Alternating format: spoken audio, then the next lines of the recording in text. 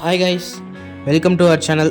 So இன்றைக்கி நம்ம channel வீடியோவில் என்ன பார்க்க போகிறோம் அப்படின்னு பார்த்தீங்கன்னா, பாதுஷா எப்படி செய்கிறதுன்னு தான் நம்ம பார்க்க போகிறோம். பாதுஷா செய்கிறதுன்னா அவ்வளோ கஷ்டம்லாம் இல்லைங்க. நம்ம வீட்லேயே ஒரு 5 பொருளை வச்சு செய்ய வேண்டிய ஒரு பொருள் தான். நான் சொல்கிறத கரெக்டாக கேட்டு நீங்கள் செஞ்சாலே உங்களுக்கு நல்ல ஒரு பாதுஷா கிடைக்கும். ஓகேங்களா?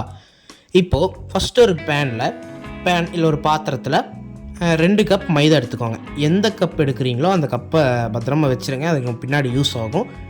அதுக்கப்புறம் 2 பிஞ்ச் உப்பு போடுங்க. அதாவது ஒரு விரலில் 2 விரல் அப்படி எடுத்து 2 பிஞ்ச் மட்டும் போடுங்க. நான் 1 ஸ்பூன் போட்டால் கொஞ்சம் அதிகமாக போயிடுச்சு. ஸோ 2 பிஞ்ச் மட்டும் போடுங்க. போட்டுட்டு 1 ஸ்பூன் பேக்கிங் சோடா போட்டுக்கோங்க. ஸோ இப்போ நம்ம ஃபஸ்ட்டு மைதா எடுத்தோம் இல்லைங்களா, 2 கப், அதே கப்பில் வந்து 1/2 கப் நெய் எடுத்துக்கோங்க. நெய் எடுத்து நல்லாவே இந்த மாதிரி பிசைஞ்சு விட்டுருங்க. பிசைய பார்த்தீங்கன்னா அது ஒரு மாதிரி உதிரியாக தான் உங்களுக்கு பார்க்குறதுக்கு தெரியும்.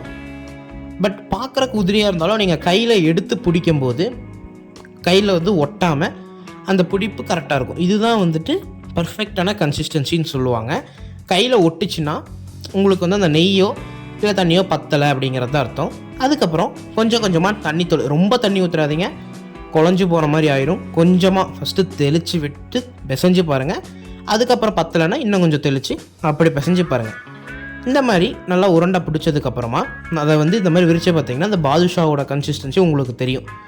ஓகேங்களா? இப்போ அதை வந்து ஒரு பாத்திரத்தில் போட்டு மூடி வச்சிடலாம். 2 மணி நேரத்துக்கு ஊறணும். ஓகேங்களா? இப்போ 2 மணி நேரம் கழித்து நம்ம என்ன பண்ண போகிறோம்னா, ஒரு பாத்திரத்தில் ஃபஸ்ட்டு நம்ம மைதா எடுத்தீங்களே கப்பு, அதே கப்பில் 2 கப் சர்க்கரை. ஓகேங்களா? 2 கப் சர்க்கரை போட்டு அதே கப்பில் 1/2 கப் தண்ணி ஊற்றி விட்டு நம்ம பாகு காய்ச்ச ஸ்டார்ட் பண்ணிடலாம். நல்லா இந்த மாதிரி வெள்ளை நுர கிளம்பி வந்தோடனே பாகு பதம் செக் பண்ணுங்கள்.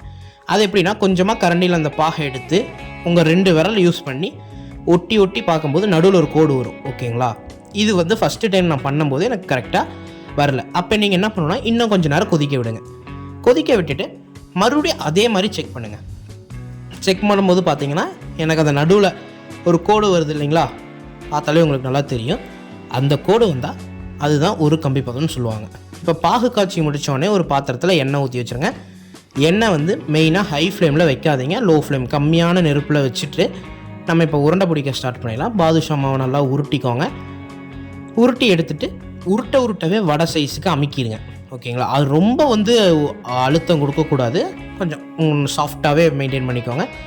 அதுக்கப்புறம் ஒரு விரலை வச்சு நம்ம நடுவில் ஒரு ஹோல் மாதிரி போட்டு நல்லா ஒரு அழுத்தம் கொடுங்க. அது எதுக்குன்னா, உள்ள எல்லா சைடும் நமக்கு வேகணும் இல்லைங்களா, அதனால தான் நம்ம அழுத்துறதே.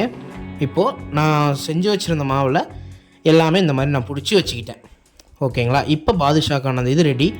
இப்போ நம்ம இதை வந்து எண்ணெயில் போட்டு கொஞ்சம் கொஞ்சமாக பொரிக்க ஆரம்பிச்சிடலாம். ஹை ஃப்ளேம் மட்டும் எந்த காரணத்துக்கும் போயிடாதீங்க. மீடியமாக வச்சுக்கோங்க, இல்லை லோவாக வச்சுக்கோங்க. கம்மியாக இல்லைனா மிதமாக, இந்த 2 தான் வச்சுருக்கணுமே தவிர ஹை ஃப்ளேம் போனீங்கன்னா கருகின மாதிரி ஆகிடும். கருகின மாதிரிங்கிறத விட வெளியே பார்க்குறதுக்கு நல்லா வெந்த மாதிரியும் உள்ளே வேகாமல் இருக்கும். ஓகேங்களா? அதுக்கு தான் நான் மீடியம் ஃப்ளேமில் வைக்க சொல்கிறதே. இப்போ நீங்கள் சுட்ட அடுத்த செகண்டே சூட்டாக நம்ம பாகில் வந்து போட்டுட்டு ஒரு 10 நிமிஷம் பாகுக்குள்ளே ஊற விட்டுடலாம். 10 நிமிஷம் கழித்து நம்ம எடுத்தோம்னா நமக்கு சுவையான இனிப்பான பாதுஷா தயாருங்க.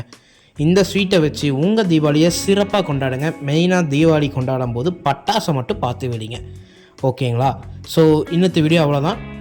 நாளைக்கு இல்லைனா அதுக்கு அடுத்த நாள் நம்ம குலாப் ஜாமுன் எப்படி செய்கிறதுன்னு போடுவோம். அதையும் மறக்காமல் பாருங்கள். ஸோ அந்த வீடியோவில் சந்திப்போம். டாட்டா, பாய்.